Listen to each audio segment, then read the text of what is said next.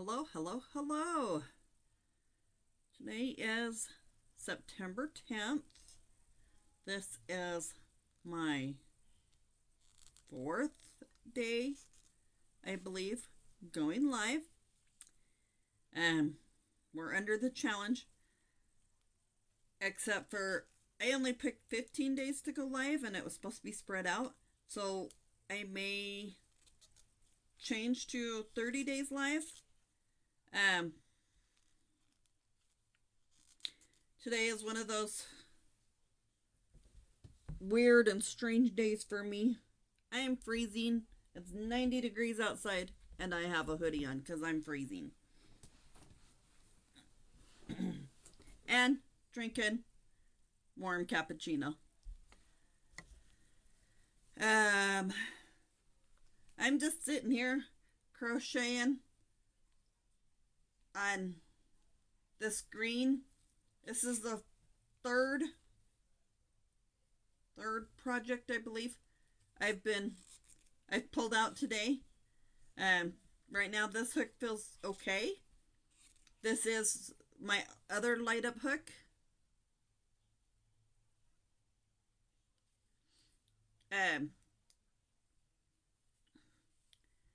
So I'm just crocheting some. I'll turn on the light so you guys can kind of see what I'm doing.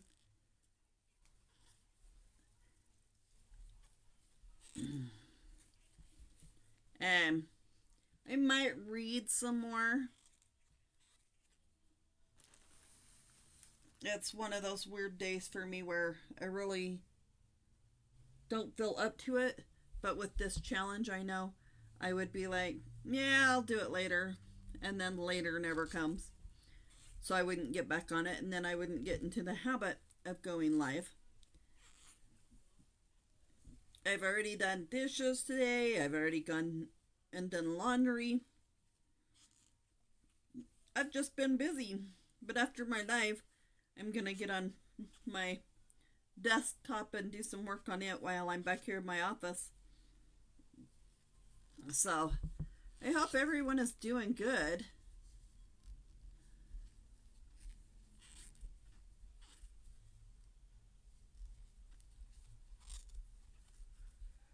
Oh, excuse me. I watered my garden this morning and got my slippers all wet and had to put on socks because my feet were turning purple because they were cold. And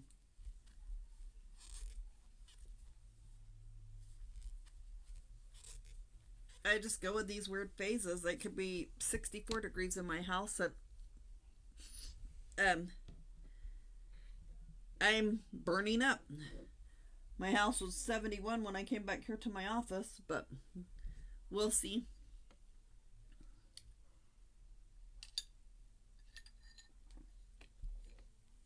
So if you're here watching, thanks for joining me. If you don't see the live button up in the corner, then hashtag replay.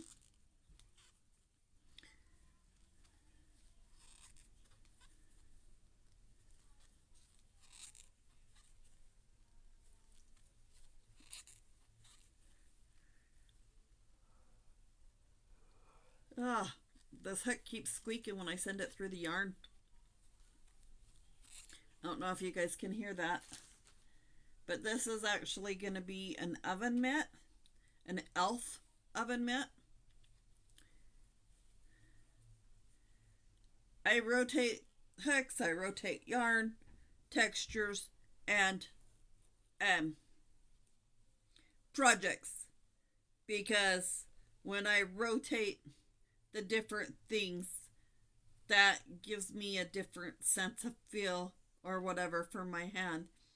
So that's a form of therapy for me.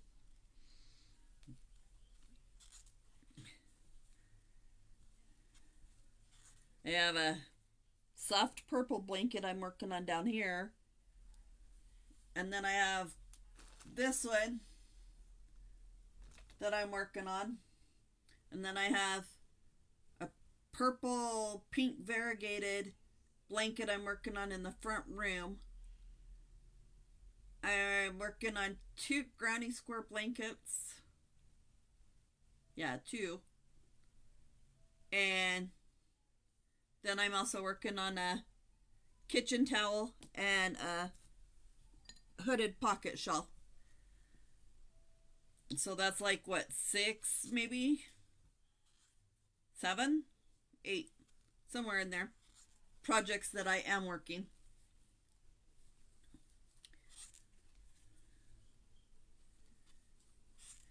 I got up at 5:30 this morning, but and then my house was only 65 and I was doing fine. But now that it's warming up, I was freezing, so I made coffee, I made cappuccino and put on my hoodie and put on socks. Sometimes Ray thinks I'm weird because I'm going through all this. It's all hit me since the strokes, but I deal with it day by day and I try to stay positive.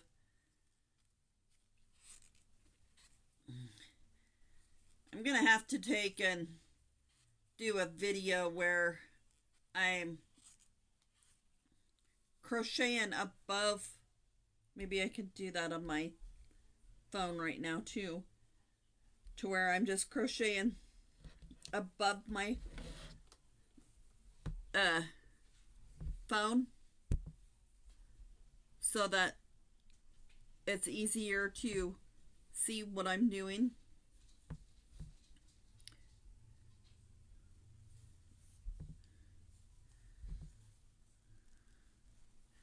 It's kind of hard for me to hold it up. Right now I have my tablet sitting on my desk in my office and I can't always like hold it up because then I'm blocking my face too. So I'm gonna set my phone on the video on the desk and I'm gonna crochet over the top of it. Then later on I'll check it and see how it goes so I can add it to this, so then you guys can see my progress, and maybe I can add it as a comment, but I'm not real sure. I may have to do another post on how it's looking and turning out. I have to keep different notes on what I'm working on, and each one is a different size hook or a different style of hook, so I leave that in the project so then I remember which one I'm working on. And I didn't tell anyone in the group I was going live today, and so far it does not look like anyone is watching me, but I'm okay if you jump on and watch me.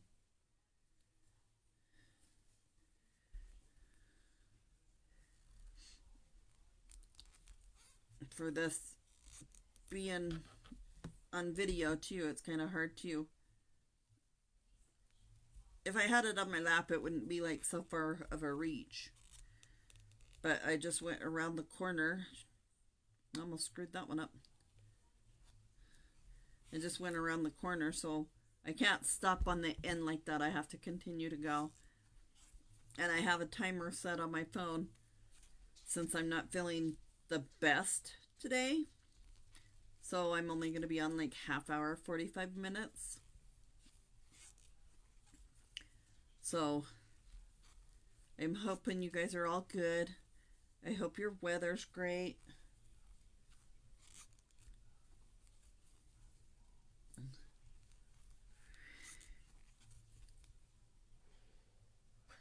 Ah.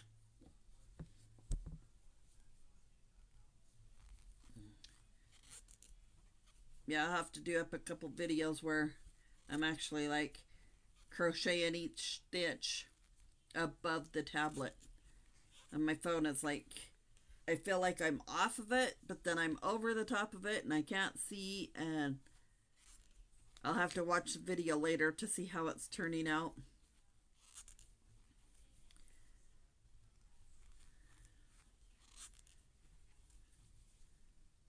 And my garden is doing really good outside.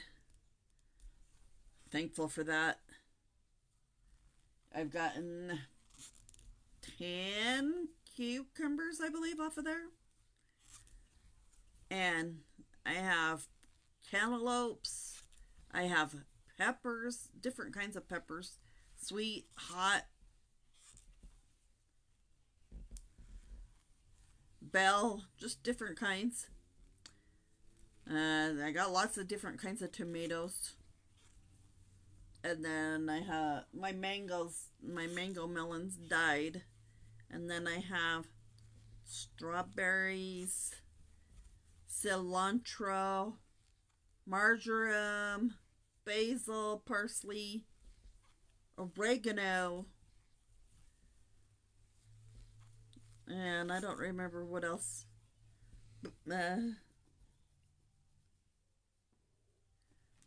My spices, I go out there and trim them, or herbs, I go out there and trim them and let them dry, and then just grind them up with my hand to go in different meals.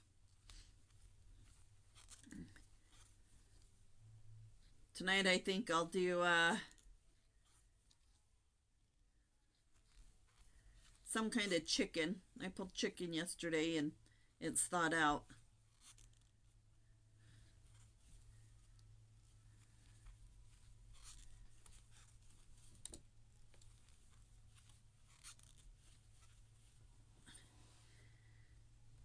If you do come on to watch me, please say hi. I don't want you to feel like I'm ignoring you.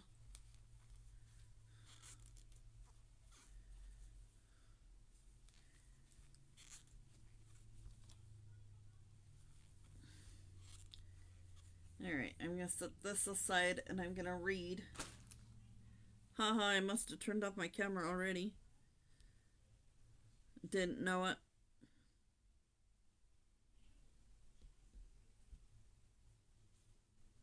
I didn't get any of that on there. I hit it with my crochet and didn't realize it, so it stopped.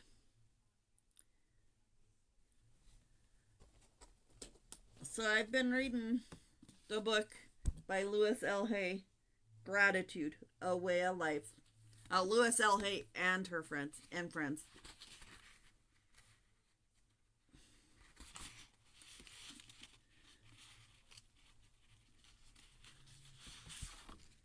All my little different things off of cardstock out of a book has like the whole page. I'm gonna take this one and I'm gonna write down my Facebook, my Pinterest, my TikTok, my YouTube, my Etsy, maybe my Instagram on the bottom. I don't know. Maybe not my TikTok. I don't know. I'm not real big on TikTok yet. And then when I have an order or whatever, I will have all of them listed on there. So that'd be a good thing. So here we are. We're going to start reading. Excuse me. This one's called I Love My Wall by Alan Cohen. Alan Cohen is the author of many popular inspirational books, including the classics The Dragon Doesn't Live Here Anymore, I Had It All the Time, and A Deep Breath of Life. He is also a contributing writer for the best-selling Chicken Soup for the Soul series. His column From the Heart appears in many New Thought newspapers and magazines. Alan presents seminars internationally and resides in Maui, Hawaii, where he conducts programs on spiritual awakening and visionary living. One Saturday after our excursion to Pizza Hut, the mall, and a movie, I drove my 10-year-old goddaughter Samantha to her family's new residence. As we turned off the highway onto a dirt road that led to her house, my heart dropped to see that she and her parents were living in an old school bus in a field. As Samantha showed me around her family's quarters, I began to feel sad that this little girl, whom I love so much, was growing up in such a shoddy environment. As my eyes painfully fell upon rusted seams on the metal walls, cracked windows, and leaking roof, I realized that her family had fallen into bare substance living. I wanted to rescue her from such a barren plight.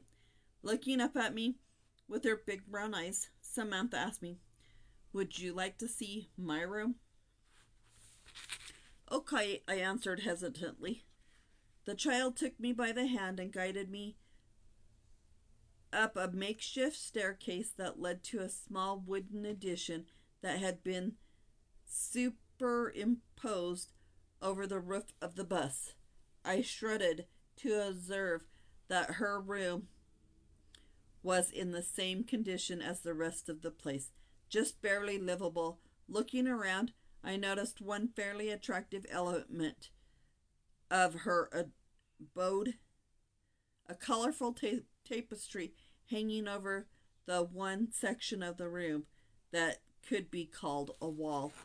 "How do you feel about living here?" I asked Samantha, waiting for a glum response. Instead, to my surprise, her face lit up. "I love my wall," she giggled. I was stunned. Samantha was not kidding. She actually enjoyed the place because of this colorful wall. The child found a touch of heaven in the midst of hell, and this is what she chose to focus on. She was happy. I drove home in a state of awe. This 10-year-old saw her life through the eyes of appreciation, and that made all the difference.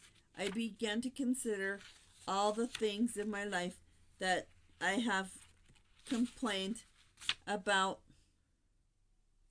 I realized that in my preoccupation with what isn't there, I have been missing what is here.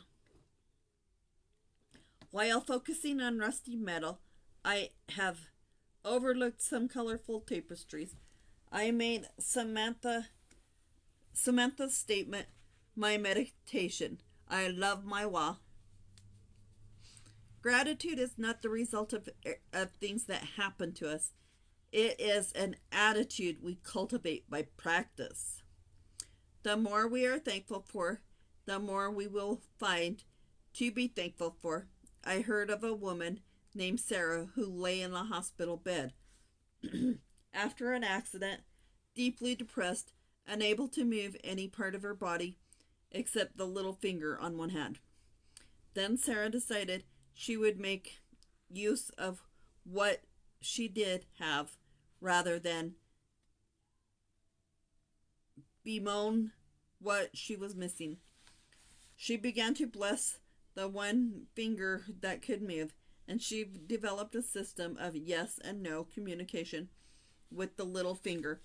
Sarah became grateful that she could communicate, and she felt happier.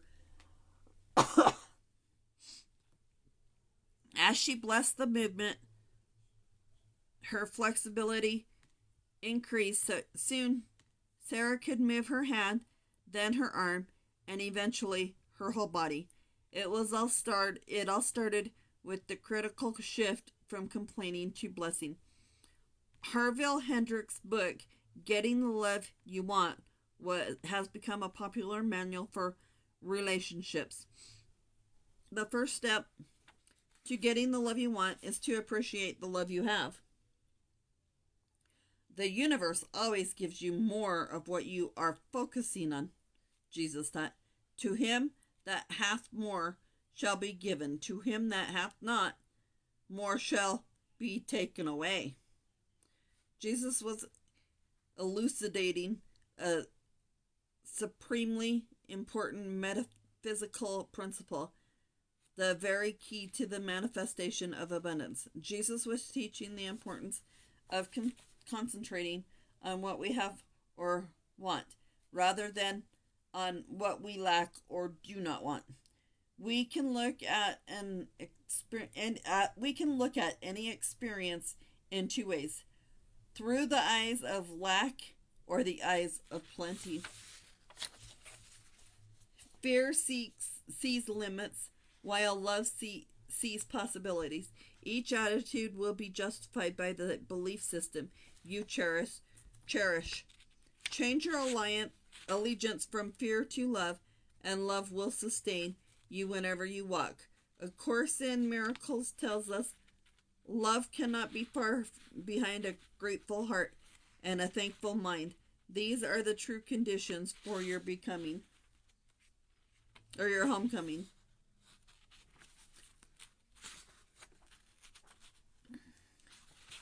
The next chapter should be a good one. It's called The Gifts That Gratitude Offers Us by Lee Coit. More than 20 years ago, Lee Coit began a quest for answers to his pain and frustration. He decided to devote an entire year to this search, and as a result, he discovered an inner guidance system. Since that time, he has followed this inner voice in making all of his decisions. The path has led to a peaceful and happy life, the writing of several best-selling books, listening and accepting, and to giving lectures and workshops throughout the U.S. and Europe. For nearly 10 years, he ran the Las Brisas Retreat Center. His dramatic change from a very busy advertising agency executive to a content and happy spiritual being gives hope to anyone who is seeking a better way of life. Gotta take a drink real quick.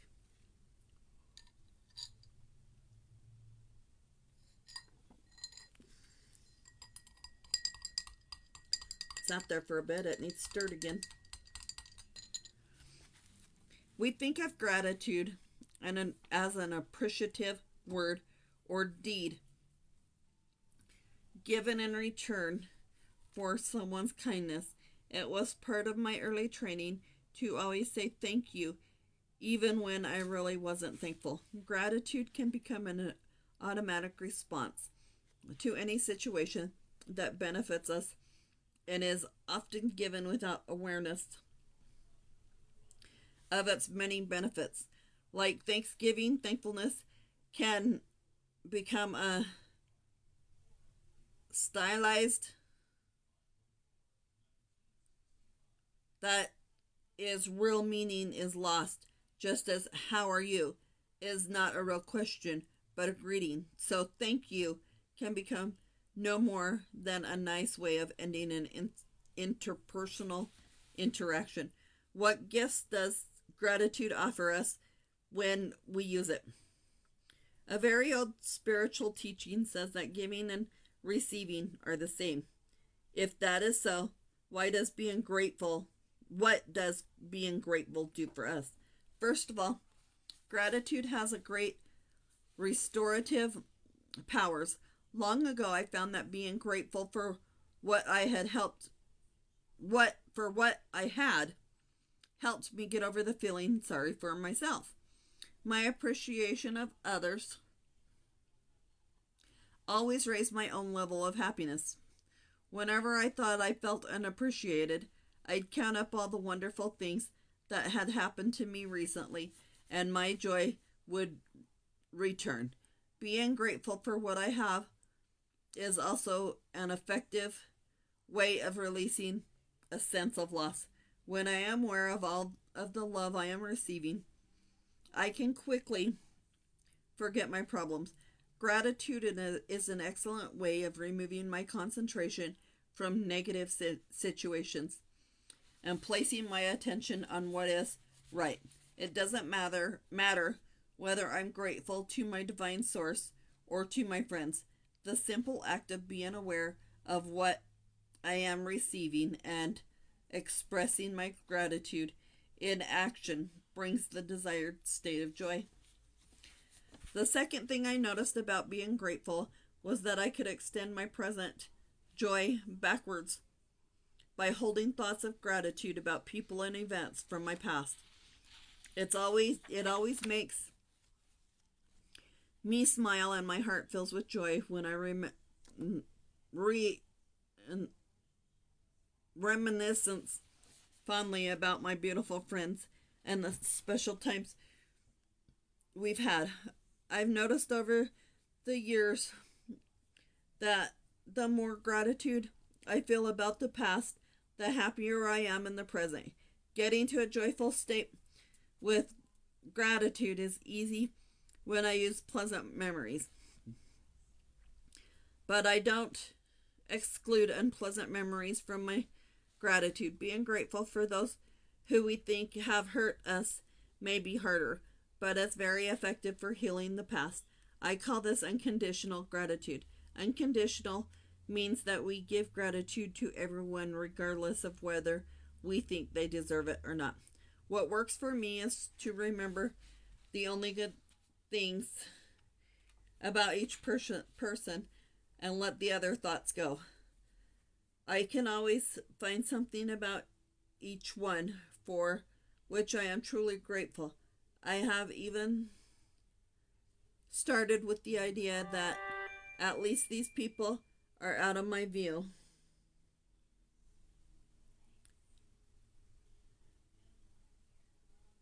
These people are out of my life now.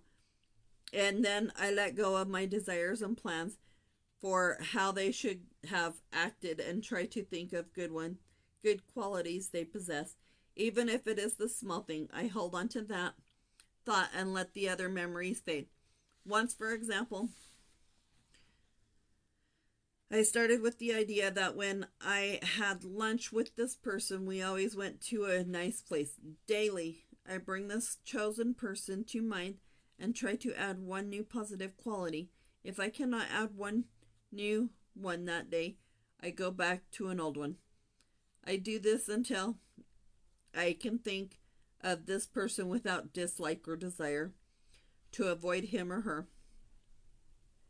Before you know it, an amazing thing begins to happen. At first, I may struggle to find one little thing for which I'm grateful, but as I keep trying, other good qualities slowly appear. They may not be qualities I like, but they are qualities someone else might like. When I continue to search for good qualities, after a while I begin to see how other people see in my past have also benefited me. They may not have tried to help me, but my gratitude opens my vision to a point where I can see that they gave me a real spiritual gift. A real spiritual gift is something that increases my awareness of my true spiritual nature. It is all right if you never get the point where you see these people as having helped you in a human or worldly way. It's all right that they never seem to change in the way we approve of. It's important that you can be honest with your feelings and not block out old hurts or pretend that everything is all right if it isn't. To see the spiritual gift, I release my ideas of how I want things to be. It helps to ask questions of myself such as, how did this person help me become more aware of my spiritual nature? How did their actions lead me or push me in a particular direction that benefited my spiritual growth? Even if the action was deemed harmful to my human and physical being, how did this action enhance and support my spiritual being? As you can see, these are tough questions. There may be a desire to keep another locked in a web of blame and guilt. Unconditional gratitude given in these situations may at first feel as if we are letting people who we dislike off the hook.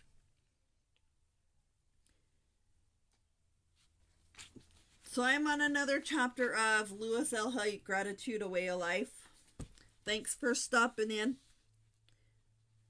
I can assure you from my own experience that is ourselves we are letting off the hook. Gratitude, like its sister, forgiveness, frees the giver first of all.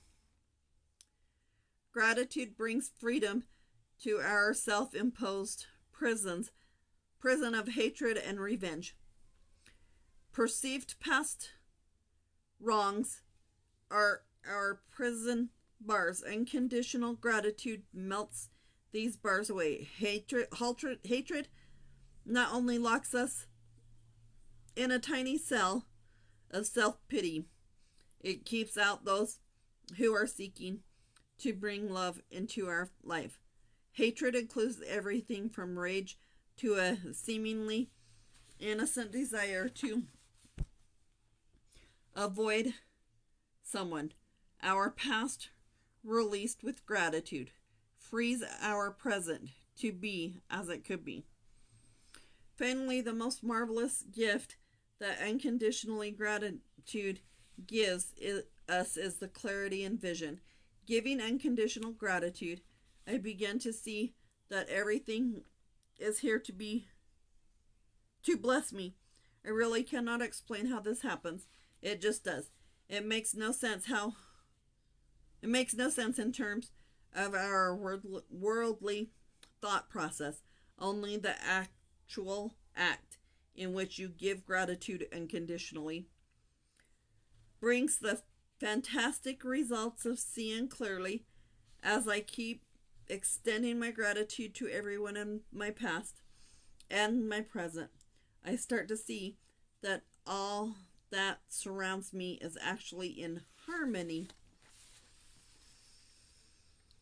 I begin to see that what I judged is harmful and unfair, that was really a misinterpretation of faulty judgment based on my perception, which is very limited in its scope. Human perception seems very powerful. It proceeds from our limited self-concept. From this view, that of a limited and unconnected being, we look out at our world filled with danger and pain.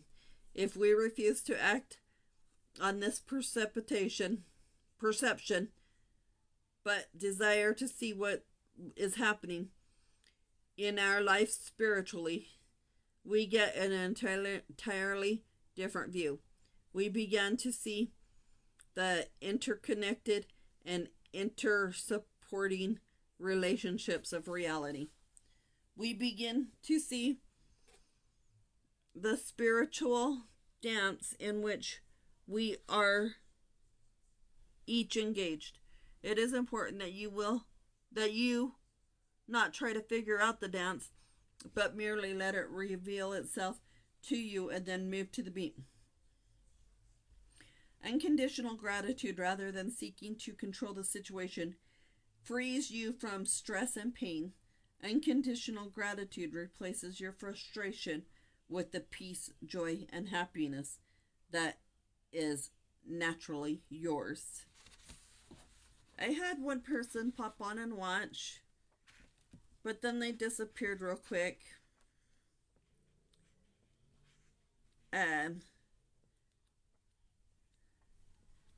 Be kind to one another. Be grateful. Be thankful. Have gratitude. And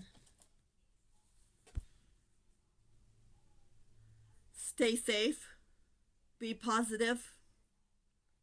Love you all. Remember, thanks for stopping in. If you watch, do hashtag replay.